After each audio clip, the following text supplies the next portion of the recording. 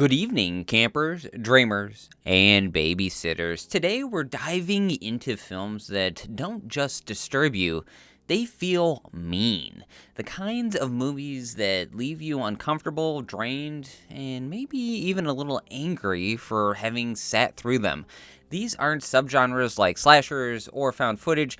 There's something else entirely. A tone, a vibe, defined by emotional coldness, moral imbalance, and a world that doesn't care if its characters suffer. Back in the 1970s, filmmakers started pushing boundaries hard, diving into exploitation films like The Last House on the Left and I Spit on Your Grave.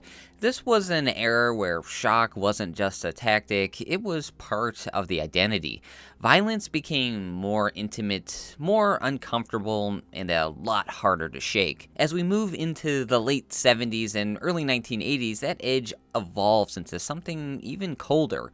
Nihilism sets in, urban decay takes over, and the world on screen starts to feel less like fiction and more like something broken beyond repair. And then you get a film like Maniac. This isn't just horror, it's suffocating. The violence feels invasive, the perspective is deeply unsettling, and the film traps you in a grimy, decaying world where there's no relief, no justice, just psychological collapse. It's a perfect example of how mean-spirited cinema just doesn't show cruelty, it makes you sit with it. So the question is, what makes a film cross that line, and why do some movies feel entertaining while others feel like endurance tests?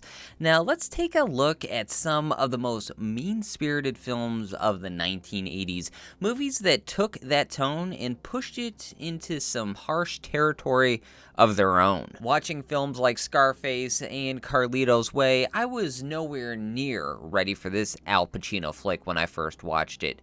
Coming in at the number 5 spot, CRUISIN. A New York police officer goes undercover on the rough trade beat to find a serial killer who is targeting homosexual men. We as an audience are dropped into this subculture that is depicted as very cold and dangerous through the lens of 1980. Right from the very start of the film, we are introduced to several different threats that give us that feeling we won't really have any sort of safety net or sanctuary throughout the entirety of the film. While the story is told through the lens of an undercover police officer, law enforcement is not depicted as the heroes. They are just another cog in this gritty world that poses another threat. The film opens with an arm floating in the water, and we get this discussion between an investigator and the coroner about the cause of death. There is no emotional weight. The investigator is only interested in how the death is going to be categorized.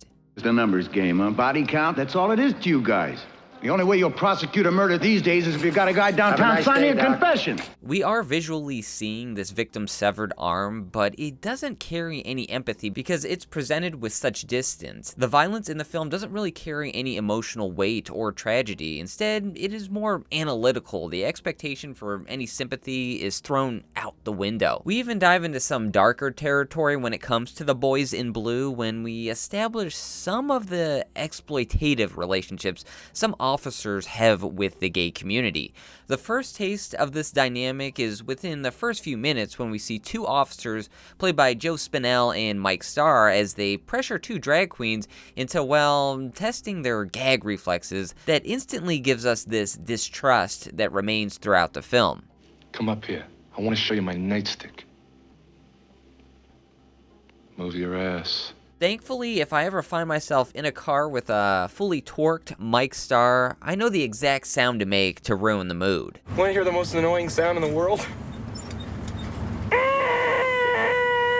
We even see one of the victims in this interaction attempt to alert Captain Edelson at one point, but it's met with more annoyance and suspicion rather than feeling like a serious accusation. As we get steeped into this world, our lens is through Al Pacino, who is this undercover cop stepping into the leather scene in New York as he portrays a gay man. The film doesn't show a lot of emotion. Instead, the portrayal of the gay community is met with suspicion, murder, and overall danger. The dynamic dynamic Pacino brings to the character starts to bleed into the film's tone.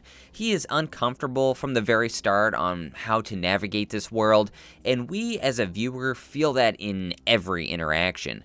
The primary setting are these clubs that display this fringe culture of the gay community, which is disorienting visually from Friedkin's approach. It's loud, crowded, and you are bombarded with that overwhelming feeling. Add in that methodical violence that is attached to the world, we as an audience are always on guard, suspicious of each patron, and are waiting for that violence, much like Pacino's character. The murders themselves aren't treated as anything that disrupts life. They aren't rare instances. Instead, it feels like something that just emerges from this environment. The first murder we see invades our safety because it is built around this intimate moment inside an apartment. The tension is escalated when another murder happens in a public park, showing us that violence can break out anywhere, making the audience even more uncomfortable. You get this sense that there's no clear way to protect yourself and really no reliable system to stop it. We lose that sense that we're building toward justice. The film just feels like it erodes both, leaving us with this sense that the world of the film is stuck in a loop it can't escape. A dark and disturbing twist on how extreme fandoms can be.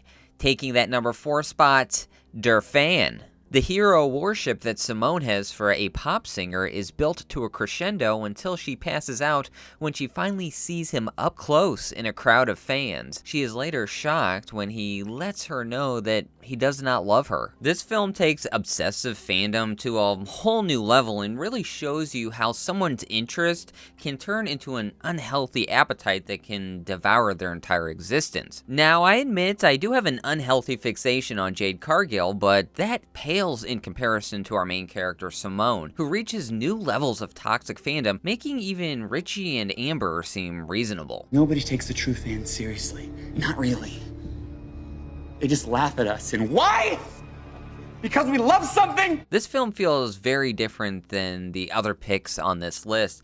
While they feel outright aggressive, grimy, and provoke disgust very early on in their atmosphere, Der Fan has a completely different vibe. Simone's world seems normal. She goes to school, has dinner with her parents. She isn't subjected to perversion or anything outright cruel, but her world feels empty because of her fixation on this pop singer, R. While we are immersed in this normal world, it still feels hollow. Simone feels disconnected from the normalcy because of her fixation, and director and writer Eckhart Schmidt lets that bleed through the lens. The obsession has consumed her identity. She is unable to relate to anyone or anything else. We are able to feel that isolation through the film's sparing dialogue and uncomfortable silence. We aren't offered any reprieve from this detachment to feel any sort of camaraderie with another character. The film is constructed around this one-sided illusion. Throughout the narrative, we learn nothing about Simone. Her entire identity is this fantasy-fueled relationship with her idol as we watch her start to become more unhinged. She isn't presented as quirky or misunderstood. As the film progresses, we understand how unhealthy her obsession has become and realize that violence is a real possibility. After she meets R, we are just waiting for this fantasy she's had to become a nightmare, but even as we watch it play out, the tone is rather different than what is expected. R doesn't develop any real meaningful connection like Simone expected. Instead, she is just a temporary occupant in his world, which leads to her inevitable breakdown. There isn't any recognition of her devotion, no real emotional exchange, not even rejection with weight. R seems indifferent. These meetings are routine, so there isn't a significance. The interaction feels more transactional than anything. While our focus is on Simone as this obsessed fan, one of the real disturbing elements of this dynamic is the predatory behavior from R. Even though he isn't manipulative in a calculating way, he is aware that she is a devoted fan. There is an emotional imbalance between the two, and he fully takes advantage, adding to that cruelness. The real nightmare of this film, as we reach the conclusion of this fantasized relationship, Simone watches everything just fizzle. There is no dramatic confrontation. or just brushes her off passively. When Simone recognizes this, she engages in an act of violence that becomes truly haunting. The act itself is scary enough, but the calmness from Simone as it happens and then the methodical fallout makes it one of the most memorable horror sequences of the 1980s. The film doesn't tout a setting that is gritty and scary. Instead, it amplifies its cruelness with this art house psychological dissection and its refusal to comfort the viewer, giving it that mean-spirited edge. You're going to want to make sure that you cross the street to make sure you don't run into this number 3 pick. Taking that spot is Death Wish 2. A traumatized architect relocates to Los Angeles to rebuild his shattered family life. When a vicious street gang destroys his remaining kin, he rejects the failing legal system to wage a methodical, private war against the city's rot. This one I give a lot of credit to showing me the path on just how dark some films can get, and this was actually my introduction into the Death Wish franchise and Charles Bronson in general. Being a kid and watching this film way earlier than I should have, this was a film I could always reflect back on and say it was just downright mean. Then watching its predecessor and getting even more context to Paul Kersey's situation, it amplifies that tragedy even more. Watching the death of his wife and the assault of his daughter, we get a brief reprieve in Death Wish 2, but only for about 10 minutes before we drive a knife back into the wound from that first film. Now living in Los Angeles, Paul attempts to move on from the events of the first film. He is dating a reporter, and we see his daughter Carol, who is in a mental hospital, still recovering from that previous attack. After Paul has a run-in with a gang, they steal his wallet and plan a home invasion where they SA the housekeeper in a very violent fashion. This is such a horrific scene. I still remember watching this for the first time while heavily edited on AMC. Watching this gang assault, this one was truly one of those scenes that will haunt you afterward. The cavalier attitude each member of the gang has, almost joking while they assault her, is downright stomach-churning. There is one line by one of the members of the gang that I've always found so brutal about how mocking it feels. Here, Vaughn, you want a bit? Is there any left? You wait in here, watch for the man.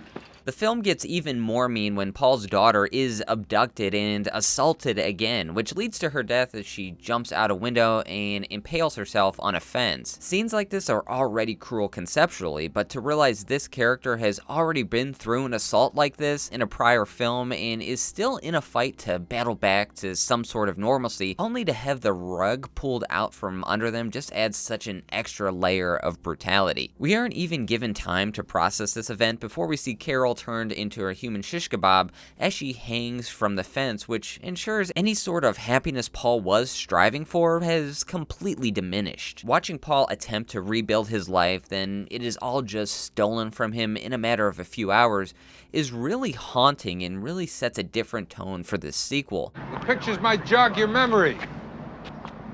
There really isn't any use. Death Wish 2 has always felt meaner than that first film because of how everything has been ripped away from Paul as he sets out for his own revenge, much like we saw him do in that original film. This film feels way more brutal because we strip away that talking point of right and wrong when it comes to Paul enacting his own revenge. The sequel replaces that first film's moral dilemma with raw exploitation and cruelty. It isn't concerned about exploring violence. Instead, it just wants to immerse us in it without offering much reflection or relief. We are thrown into that gritty nightlife of Los Angeles that feels just as bleak as New York. We realize that Paul Kersey didn't escape anything. This time, it doesn't even feel cathartic for Paul. Goodbye. We as an audience want to see Paul get his revenge, but it feels hollower as he dispatches each member of the gang. He has more of a mechanical attitude this time around. Even by the end of the film, we feel that Paul may be even more hopeless, never really being able to rebuild any sort of life because any aspect of normalcy has officially been robbed from him. What could go wrong with a cocktail of drugs and suppressing bad memories? Let's find out in the number 2 pick, Nightmare. A mental patient embarks on a murder spree upon escaping from an institution. This one feels like it rips open your skull and delivers punches directly to your brain with how jarring some of these scenes play out. Nightmare feels like it falls somewhere in between a serial killer film and a slasher, but due to its low budget and independent quality, the film at times feels too real. It strips away almost all the elements that usually soften or stylize horror, those elements we find fun or can appreciate for their creativeness. Instead, this film replaces them with a much colder tone and that harsh realism that can at times give you chills. Right from the start of the film, we realize something is off with our main character, George Tatum, who is this psychopath but has undergone an experimental procedure in true Clockwork Orange fashion to rehabilitate his behavior. Stop it, please, I beg you! A team of doctors give George treatment at what seems to be a very surface level. There doesn't seem to be any importance to actually help. Instead, he is given a cocktail of drugs. The doctors spend more time talking about George rather than to George. We realize his trauma is being suppressed and not understood. The team of doctors are even aware George is still haunted from his past, something they know he isn't saying, and since we get to visually see what George's flashbacks are, we know his release isn't a success. It's really just a failure waiting to happen. The doctors aren't presented in any complex sort of way. They feel detached and even overly confident as they are judging George on a more external level. Looking at an iconic film like Halloween, we see how invested the Dr. Loomis character is when it comes to stopping Michael Myers. He is aware of that evil and does everything in his power to at first prevent and then eventually subdue Michael. There isn't an anchor like that for George. He's just a time bomb the psychologists are willing to detonate, which adds to that overall bleak tone. Whether it is meant to or not, the film provides a commentary on the mental health system as we realize this is a giant psychological misstep before we even get into the violence of the film. As George is released, he is overcome by his flashbacks and past trauma and falls into the inevitable violence we feared would happen from the very beginning. The portrayal of violence is set apart from your typical slashers like Friday the 13th or The Burning. They have that build of tension we expect as horror fans. Nightmare feels more akin to a film like Maniac. The anger George has translates into just how rage-filled each murder is displayed. A lot of the killings feel invasive and way more personal. We don't have the boundaries of a genre playground like a summer camp or teenage party.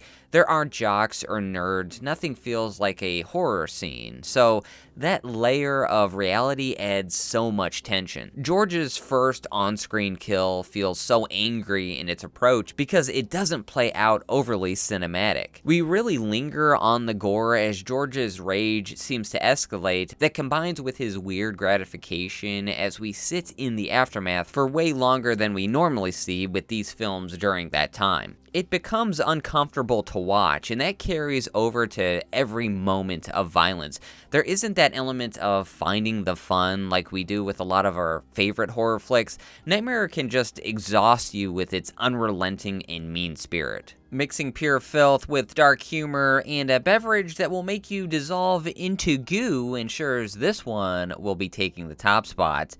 Street trash. A liquor owner sells alcoholic beverages to homeless people, unaware of what the bottles actually contain. Toxic brew. If you're looking for a film that has zero redeemable characters, one sleazy situation after another, and a film that just overall feels like it's coated in filth, well, Street Trash easily fits that bill. Well, what you staring at, bitch? You're robbing the store, young man! Oh yeah, and let's not forget about the scene where the characters play a game of keep away with another character's detached ding-dong. We are thrown into this world that instantly feels like a threat. There is a predatory behavior from every character that shows up on screen. The idea of moral comfort is non-existent from beginning to end. Before ever checking this one out, I only knew of those vibrant, gory images of seeing people melting into colorful goo, so I thought I was in for this tongue-in-cheek film like The Stuff. But the hostility we feel and exploitation exuding from every facet puts this film in a league of its own. Are you crying? No. Are you crying?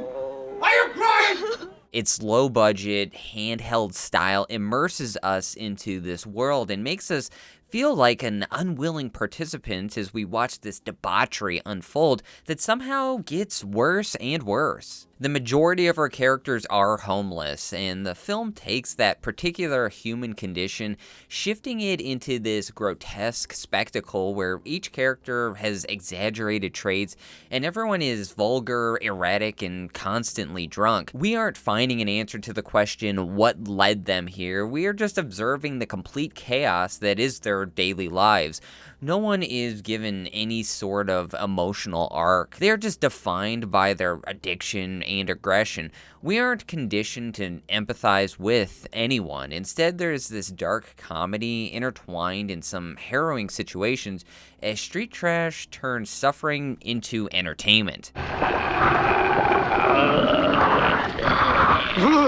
The closest thing we get to adding some texture to these characters is knowing that a lot of them are war veterans, primarily Bronson, who is clearly battling PTSD. Looking at him specifically, we aren't given any sort of arc to find any sympathy for that character. Instead, he is framed as this brutal tyrant, steeped in his own madness and domination of this junkyard. The junkyard is just that, literally, but it also doubles as this sort of social landfill where all these outcasts congregate and have built this ecosystem of filth. It isn't meant to feel like any sort of sanctuary. Instead, the threat feels even more real as we see exploitation and abuse breed to an even further degree. This film does have its fair share of SA, but we don't sit in those scenes like I explained in Death Wish 2. Instead, here, it's what we don't see that truly disturbs us. One scene in particular that feels so threatening is when a character, Fred, takes a very inebriated woman who mistakenly thinks he is her boyfriend back to the junkyard to take advantage of the situation. That looming threat gets more amplified when we see everyone come out of the darkness to prey on this woman after Fred has discarded her. She is carried away by a sea of men, and her body is found the next morning, and it somehow gets even darker. The way these dwellers of the junkyard emerge from the darkness gives me a vibe akin to a lot of zombie flicks as we see this overwhelming threat waiting in the wings. Street trash really just traps you in this cruel and broken world where there aren't any heroes. It is just survival. We have no moral anchor or any character to root for. Instead, we are just forced to spectate as we witness their social ecosystem collapse in on itself. So what really makes a film feel mean-spirited? It's not just the violence, it's that lack of relief. It's the absence of empathy, whether it's the cold detachment of Cruising, the relentless cruelty of Death Wish 2, or the suffocating intimacy of Maniac. They don't just show darkness, they trap you inside it. Unlike more traditional horror, these films don't give us the comfort of escape. They force us to sit in worlds that feel broken and hostile. These are just a handful of films that have stuck with me throughout my decades of watches, but what are some films that feel mean-spirited to you? The ones that just didn't scare you but left you feeling drained after the credits rolled? Let me know in the comments below, and if you enjoyed the video enough, don't forget to subscribe, share, and give us a hype if you think we earned it. And if you're looking for another way to support, give us a shot over at Patreon, where I do have an exclusive 6th pick where I talk about a holiday classic. Of course, I'm talking about Silent Night, Deadly Night. Santa even gets some backshots courtesy of the local PD. Now, I do believe in karma, and I still hold a little resentment for not getting that Creepy Crawler's playset back when I was 6, so I'm not saying I was happy about it, but I sure wasn't mad about it. But until next time, I'm Luke Ginesco, and stay scared. The horse shit gonna do it live, 'cause Splattercast kick it every day they live.